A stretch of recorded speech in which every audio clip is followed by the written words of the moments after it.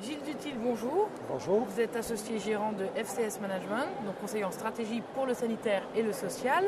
Alors, quelles sont les questions à se poser quand on a un projet d'entreprise dans le secteur du service à la personne? Et la première question à se poser, c'est déjà, est-ce que j'ai vraiment envie de créer une entreprise dans le secteur?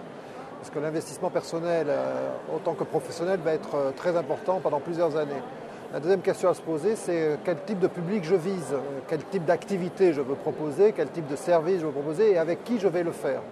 Et c'est en fonction de ça, et seulement en fonction de ça, qu'il faudra optimiser le statut juridique, fiscal et social.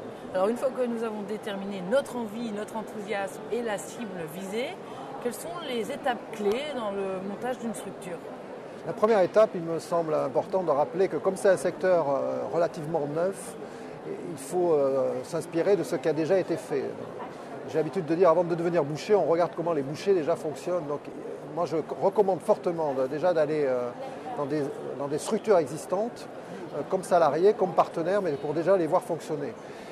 Deuxième chose, à partir du moment où vous aurez déterminé vos compétences et votre valeur ajoutée, là, vous pouvez commencer à développer une activité. Et le statut d'auto-entrepreneur permet un démarrage d'activité pendant quelques mois en attendant d'obtenir un chiffre d'affaires significatif et de passer en mode entreprise à but lucratif ou à but non lucratif. Alors, vous avez évoqué le statut d'auto-entrepreneur. Quelles sont les autres formes de statut qui s'offrent à nous quand on veut monter sa société? Alors, celui qui a pour ambition de travailler seul et de monter en compétence seul, le statut d'auto-entrepreneur est tout à fait adapté.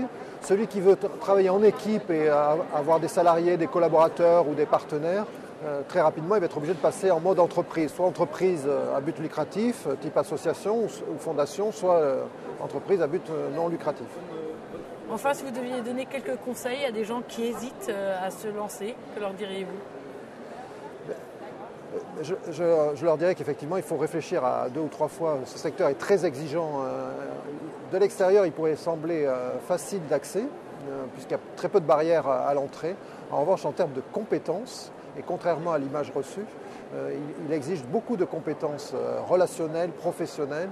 Et donc, effectivement, il vaut mieux réfléchir 2-3 fois, prendre un peu de temps pour voir comment fonctionnent déjà les structures existantes avant de se lancer soi-même. Pour ceux qui sont déterminés, un bon tuyau à leur donner? Mais, avoir une image, une vision à 5-10 ans de ce que j'ai envie de faire, et c'est ça qui permet de tenir pendant 5-10 ans dans la montée en compétences. Gilles Dutil, je vous remercie. Merci à vous.